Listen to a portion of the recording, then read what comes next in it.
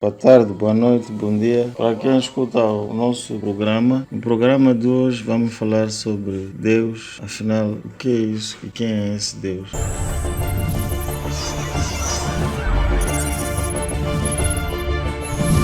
Os muçulmanos designam Deus de Allah, os católicos designam Deus de Deus. A designação de Deus vai variando de acordo com cada língua. A forma de rezar também é diferente. Para quem vai à mesquita, antes de entrar na mesquita, ouve aquela entoação: Allah Akbar, La ilaha illallah, Muhammadir Rasulillah, Allah Akbar. Um chamamento. Para quem faz parte da igreja católica, tem aquelas canções que nós ouvimos na rádio em vários sítios, por exemplo: abençoa, Senhor, famílias, amém.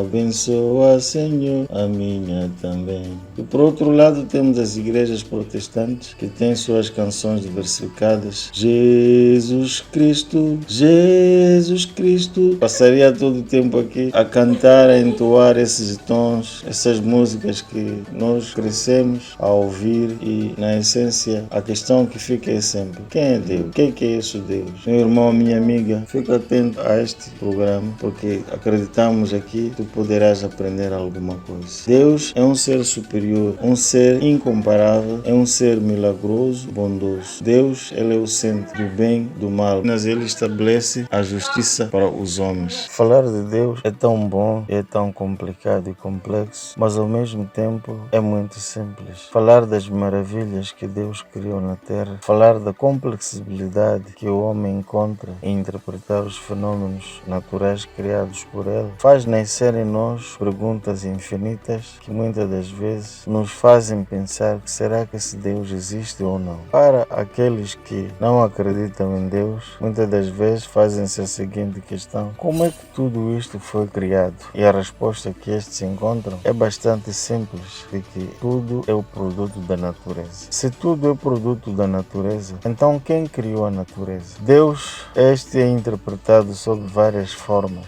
e a sua designação varia de religião para religião, a sua designação também varia de zona para zona. Por exemplo, para os portugueses eles chamam Deus de Deus, os americanos e outros ingleses podem chamar de Lord ou God, os zambesianos podem chamar de Mulugu, e há tantas formas de designar o Deus. A imagem de Deus, ela é interpretada também em forma de fé. Se falarmos a imagem de Deus em forma de fé, cada uma das religiões existentes, daquelas monoteístas que acreditam num só Deus, para os muçulmanos, Deus é Allah. Para os católicos, eles partem do princípio que existe um ser superior que é Deus, mas para se chegar a ele, vai-se através do seu Filho, que é o Jesus Cristo. Para os judeus, eles acreditam num outro profeta que através deles também podem chegar a Deus. Mas quem será Deus? Deus é um ser presente, omnipotente e que está em todos os lugares, a todo momento. Deus é um ser maravilhoso. Deus é a metade de todas as coisas. Ou podemos definir Deus como sendo a medida certa. Deus não é bom nem é mau. Deus apenas é piedoso e dá a cada homem aquilo que ele escolhe. A escolha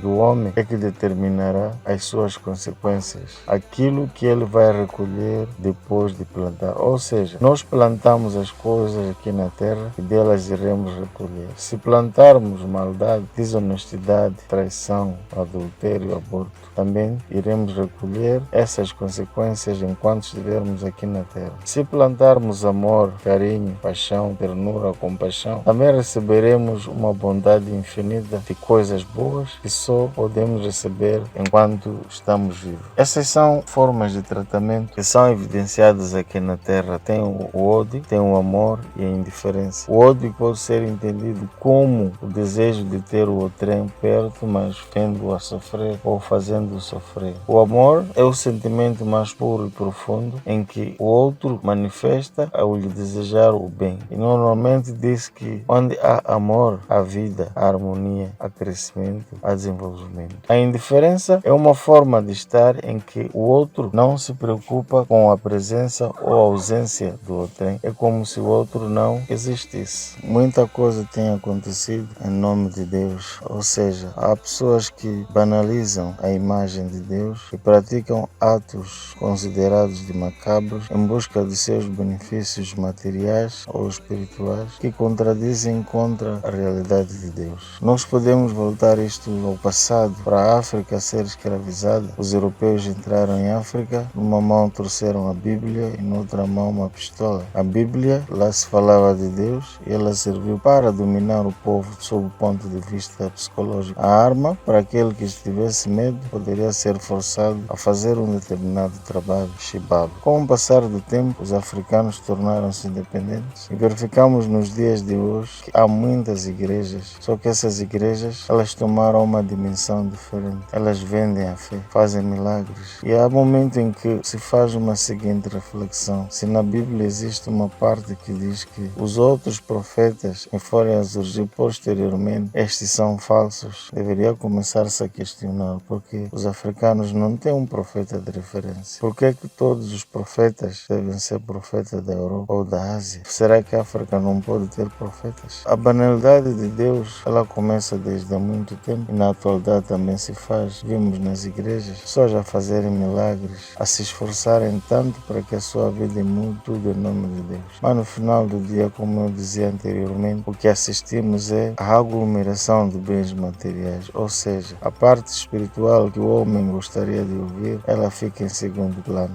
A promessa de melhoria de vida, a promessa de uma boa saúde, a promessa de que tudo pode correr bem, só que nesse processo de promessas você tem que depositar valores. Esta banalidade que as igrejas usam é muito complicada. A questão que às vezes eu coloco é a seguinte: por que em África há tantas religiões em relação à Europa? Por que o africano reza tanto e no final da noite ele é solidário? Por que nós ainda continuamos a acreditar que a nossa salvação está nos profetas europeus ou asiáticos? Por que não usamos as nossas tradições para chegarmos longe acreditando em nós mesmos? Deus, és o único mais importante. Tudo que existe nesse universo vem de ti. Eu não sei se o Senhor é branco, preto ou amarelo, mas eu sei que existe. Ponha consciência nesses homens que não escravizem os outros homens em seu nome, porque este é um grande pecado, cria muito sofrimento aqui na terra. As guerras são infinitas, os conflitos cada dia que passa vão aumentando. Não sei se é o diabo que está a reinar, mas eu acredito que com a sua ajuda, no final do dia, tudo vai acabar bem.